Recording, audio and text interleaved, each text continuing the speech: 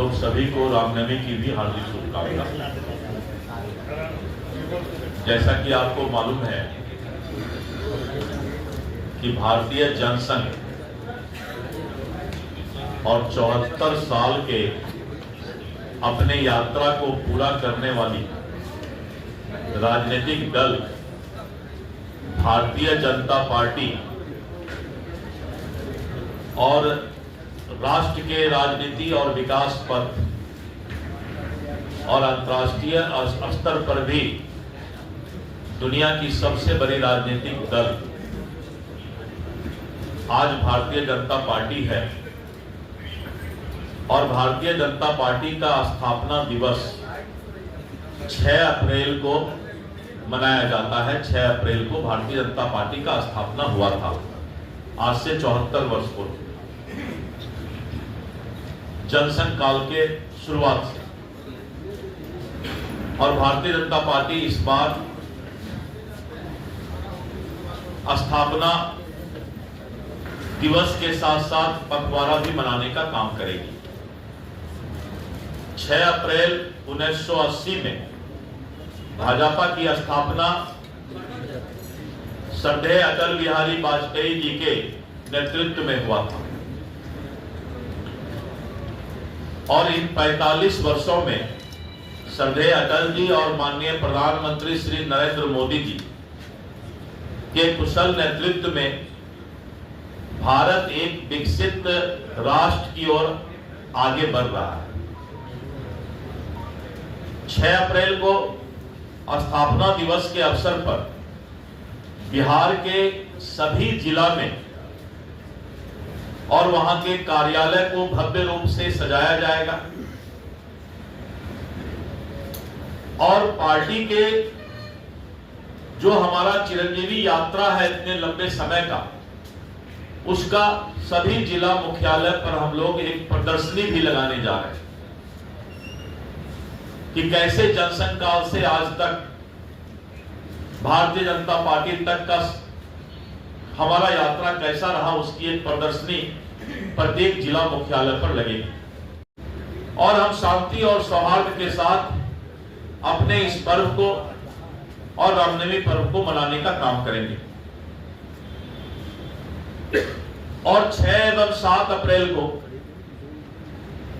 चूंकि 6 को रामनवमी भी है, इसलिए 6 एवं 7 अप्रैल को सभी बूथ पर हमारी बूथ कमेटी और पन्ना प्रमुख के कार्यकर्ता स्थापना दिवस मनाने का काम करेंगे। 8 एवं 9 अप्रैल को बिहार के 243 विधानसभा स्तर पर भारतीय जनता पार्टी अपने सक्रिय सदस्यों का सम्मेलन करेगी। और ऐसे करीब 1,57,000 सक्रिय कार्यकर्ता का 8 एवं 9 अप्रैल को मंडल स्तर पर सक्रिय सदस्य सम्मेलन होगा। 10, 11 एवं 12 अप्रैल को भारतीय जनता पार्टी गांव, बस्ती, मोहल्ला चलो अभियान, चलो गांव की ओर, और मंडल से लेकर प्रदेश स्तर के सभी नेता, सांसद, विधायक, विधान पार्षद, सभी लोग चलो गांव की ओर, चलो मोहल्ला की ओर, और 3 दिन जो है गांव का अपने स्थापना दिवस पर यात्रा करेंगे। लोगों को भारतीय जनता पार्टी और जनसंघ काल के आज तक के यात्रा के बारे में बताएंगे। प्रत्येक दिन कम से कम ये 8 घंटे का कार्यक्रम होगा। बहुत बृहद तौर पे भारतीय जनता पार्टी इसको घर घर तक अपने विचारधारा को पहुंचाने का काम करेगी। और इन सबको बीजेपी फॉर विकसित भारत, इस सभी कार्यक्रमों को सोशल मीडिया पर भी पोस्ट किया जाएगा। बीजेपी फॉर विकसित भारत, और सभी कार्यक्रम को हम लोग इस पर मीडिया पर पोस्ट करेंगे। हर बूथ तक विचारधारा और जो हमारी उपलब्धि रही है उसको पहुंचाने का काम करेंगे। और मुझे पूरा विश्वास है कि भारतीय जनता पार्टी स्थापना दिवस के पखवाड़ा में गांव-गांव तक, बूथ तक, प्रदेश से लेकर बूथ स्तर तक धूमधाम से इस बार स्थापना दिवस मनाएगी। ये गांव में डायरेक्ट बिजली काट दिया जा रहा है गरीब लोगों का, या फिर बड़ी लोग हैं उसका डायरेक्ट बिजली काट दिया जा रहा है। सरकार ने अखबार के माध्यम से भी ऐलान किया है कि किसी का भी बिजली नहीं काटा जाएगा और उसके लिए एक समय सीमा निर्धारित किया गया है। अगर इस तरह का कोई शिकायत आता है तो मैं मीडिया बंधु से भी अनुरोध करूंगा कि उस समय सीमा के अंदर किसी भी गरीब का बिजली काटा जाता है तो वैसे बिजली विभाग के पदाधिकारी पर कड़ी कार्रवाई की जाएगी, जिससे वो याद रखें कि किसी भी गरीब को जो सरकार ने समय सीमा तय किया है उसके अंदर किसी भी तरह का बिजली काटने का काम नहीं करेगा।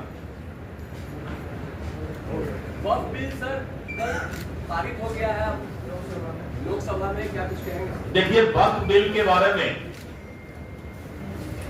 वक्फ बोर्ड के काम को सुव्यवस्थित करने के लिए, व्यवस्था में लाने के लिए और वक्फ संपत्तियों का कुशल प्रबंधन सुनिश्चित करने के लिए मैनेजमेंट, ये संशोधन बिल लाया गया है। ये संशोधन बिल है क्योंकि वक्फ की जो संपत्ति है उस संपत्ति का दुरुपयोग और कुछ लोगों का कब्जा लगातार शिकायत आ रहा था और जो हमारे गरीब मुसलमान भाई हैं, पासमानदा मुस्लिम भाई हैं, वक्फ बोर्ड का कोई भी साधन संसाधन और उसका सुविधा इस देश के गरीब मुसलमानों को, पासमानदा मुसलमानों को नहीं मिलता था। अगर आप आंकड़ा देखें तो वक्फ का जो आय था 2019-20 में 166 करोड़ वक्फ का आय था, वक्फ बोर्ड का। लेकिन 2020-21 यानी एक साल बाद ही 62 करोड़ रुपया आय कम हो गया और 104 करोड़ हो गया। और अगर हम 2021-22 की बात लेते हैं तो फिर 42 करोड़ रुपया गलत प्रबंधन के कारण ये आय कम हुआ और 61 करोड़ हो गया और 22-23 में 27 करोड़ हो गया, 23-24 में 14 करोड़ हो गया। तो 166 करोड़ का जो वक्फ का इनकम था, आय था, इन लोगों के गलत प्रबंधन के कारण और कुछ लोगों के कब्जा के कारण, व्यक्तिगत उपयोग वक्फ के संपत्ति में करने के कारण ये डाटा है, ये डाटा अपलोड किया हुआ है। और वक्फ के संपत्ति का कुछ लोग जो है गलत उपयोग करते थे। सच्चर कमेटी ने भी कहा कि कम से कम 12,000 करोड़ इसका सालाना इनकम होना चाहिए और इनकम कितना हो रहा है? मात्र 14 करोड़। सरकार ने फैसला लिया है कि वक्फ के संपत्ति का सही प्रबंधन किया जाएगा और कुछ लोग के पॉकेट में जो वक्फ चला गया था अब उनके पॉकेट में वक्फ नहीं रहेगा, कानूनन तरीके से वक्फ चलेगा। भ्रष्टाचार और कुप्रबंधन को रोकने के लिए, पारदर्शिता और दक्षता लाने के लिए यह संशोधन बिल लाया गया है। उसके आय का उपयोग भारतीय मुसलमान भाइयों पर ही होगा। संशोधन बिल में ऐसा नहीं है कि वक्फ के संपत्ति या आय का दूसरे जगह कहीं खर्च किया जाएगा, लेकिन उसका जो भी इनकम आएगा, आय आएगा, वो भारतीय मुसलमान भाइयों पर खर्च किया जाएगा। और जो 14 करोड़ आय है उसको बढ़ा करके 12,000 करोड़ आय किया जाएगा। ये सच्चर कमेटी में भी कहा। तो इतना बड़ा संपत्ति को और बिना किसी आय के रखा गया था कुप्रबंधन के कारण, तो वित्तीय पारदर्शिता इसमें नहीं था, फाइनेंशियल ट्रांसपेरेंसी नहीं था। और अब इस संशोधन बिल के बाद वित्तीय पारदर्शिता आएगा, राजस्व में वृद्धि होगा, लक्षित आवंटन बढ़ेगा, उन्नत निगरानी होगी और वक्फ बोर्ड के लिए आत्मनिर्भरता होने से सरकारी सहायता पर निर्भरता कम हो जाएगी। और इसके साथ साथ वक्फ बोर्ड का सर्वोत्तम उपयोग करने से वक्फ बोर्ड की संपत्ति का प्रति वर्ष आय 12,000 करोड़ रुपया से अधिक राजस्व प्राप्त होगा, जो गरीब मुसलमान भाइयों के स्वास्थ्य, शिक्षा, देखभाल, कौशल विकास और आर्थिक विकास, सामाजिक विकास का भी काम करेगा।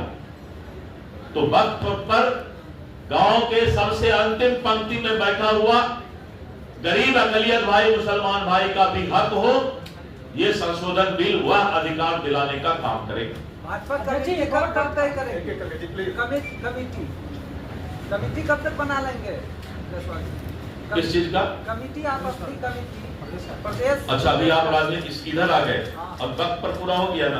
देखिए, एक सवाल है कि विपक्ष एक बात कह रहा है पूरा देश कि संशोधन हम भी चाहते हैं, लेकिन हमारे सुझावों को दरकिनार किया जाए, हमारी बातें नहीं सुनी। एक एक करके आएंगे, आप आपके भी आपके हर सवाल पर आएंगे और मुझे खुशी होगी कि आप एक दो और सवाल तब तक तैयार कर लें संगठन पर। हाँ, कहा गया कि विपक्ष कह रहा है कि संशोधन हम भी चाहते हैं, लेकिन हमारे सुझावों को दरकिनार किया जाए। लालू जी का एक वीडियो दिखाइएगा भाई, एक बार इनको दिखाइए, एक बार वीडियो पर आप लोग कैमरा करेंगे। लालू जी पूरा किया है जो उनकी इच्छा थी। साउंड बढ़ाओ जी, फिर से चालू करो साउंड बढ़ाओ। एक बार नेता लोग रखते हैं, सुबह में कुछ बोलते हैं हाथी का दांत एक खाने के लिए, दिखाने के लिए, लेकिन यहाँ तो दोनों खाने के लिए है। लालू जी का दोनों दांत देखिए, दिखाओ भाई अच्छा से।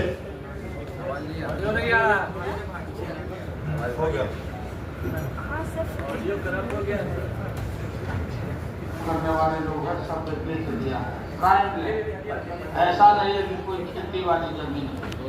पटना के डाकबंगला पर जितनी प्रॉपर्टी थी, ये सब पर अपार्टमेंट बन गया, सब लोगों ने दूर करा दिया है। आगे से खैर अस्तुलाई इसको पास हम लोग कर देते हैं संशोधन आपका, लेकिन आगे से कड़ाई के साथ जो भी बंदियां बना रहे हैं, इसको संवैधानिक अधिकार दीजिए और कम्युनिकेबल ऑफेंस करिए। अगर कोई बेचता है तो, और जो कब्जा किए हुए तो, और ये सारे लोगों को क्रिमिनल मतलब नॉन वेलेबल इसको नहीं बनाइएगा, तब तक आपका ये क्षमता पूर्ति ये होता रहेगा। इसको बना दिया, उसको बना दिया, ये अवलाज हो गया, काम खत्म हो गया। धन्यवाद। यही बात है। श्री SD शारीक, इसको एक कड़ाई। धन्यवाद। इस समय लालू जी ने कहा कि ऐसा कानून संशोधन बिल लाइए सोनिया गांधी जी को कि कॉग्निजेबल ऑफेंस हो, क्रिमिनल धारा में वक्फ बोर्ड के जो लोग कब्जा किए हुए हैं, जो संपत्ति को बेच रहे हैं, उतना ज्यादा तो बीजेपी नहीं कह सकता है, क्योंकि यही लोग फिर बोलेंगे कि सेकुलर पार्टी नहीं। लेकिन तेजस्वी यादव तो कह रहे हैं कि अपने पिताजी को पहले पूछ ले तेजस्वी जी ठाके एक बार, पिताजी के भरोसे तो राजनीति कर रहे हैं। पिताजी का नाम अगर नहीं होता तो तेजस्वी यादव को कौन जानता? एक मिनट, पिताजी का नाम अगर नहीं होता तो तेजस्वी यादव जी को कौन जानता? आप ही में से कोई बताइए। चांदी का चम्मच लेकर जन्म लेके गाल बजाना बहुत आसान होता है। कभी किसी गरीब का बेटा, लालू यादव जी बोलते हैं मैं समाजवादी नेता हूं, परिवारवादी नहीं हूं, समाजवादी हूं, लेकिन नेता बनाने के लिए बेटा ही मिलता है। किसी गरीब समाज के अंतिम तक के व्यक्ति को भी अगर नेता बनाने का काम करते, और क्या गाल बजाएंगे भाई वो, जो जिनका बुनियाद ही लालू प्रसाद यादव जी हैं, उनके बगैर तेजस्वी जी का कोई पहचान है क्या? अगर नहीं है पहचान तो उसके बाद को कुछ कोड भी नहीं करना चाहिए, उसको पूछना चाहिए कि बिना लालू जी के आपका क्या अस्तित्व है, ये बताइए। लालू जी नहीं होते तो आपका बुनियाद खड़ा नहीं होता नेतागिरी का। तो इसलिए इन सब बातों को, उनके पिताजी का जो बयान है उसको देखना चाहिए लालू जी को। धन्यवाद। आपका हो गया तो नया क्वेश्चन ऐसे दिमाग में आते रहेगा। पर एक प्रदेश कार्य समिति। ऐसा है कि पूरे देश में अभी 13 राज्यों में प्रदेश अध्यक्ष का चुनाव हुआ है। अभी संगठन पर्व भारतीय जनता पार्टी का पूरे देश में चल रहा है।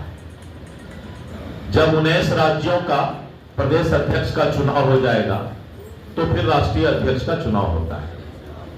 और इसी बीच में यह प्रक्रिया चलता है कि जहां प्रदेश अध्यक्ष बनाए गए हैं तो फिर उनकी कमेटी बनती है। तभी लंबा समय है मेरे पास, कोई चिंता मत कीजिए, हम बहुत फास्ट बना लेंगे। वो टाइम आप अपना जानिए, हम तो हमारा संगठन हमारे हिसाब से चलता है, आपके टाइम के अनुसार नहीं चलता है। नहीं समझे? मेरा संगठन तो मेरे संगठन पर्व के अनुसार चलेगा। कुछ नहीं है तो क्या ये में यानी बीजेपी में ये भी रूल्स फॉलो होता है? माननीय सम्राट चौधरी जी है, वो भी कई बार बात एक हिस्सा है।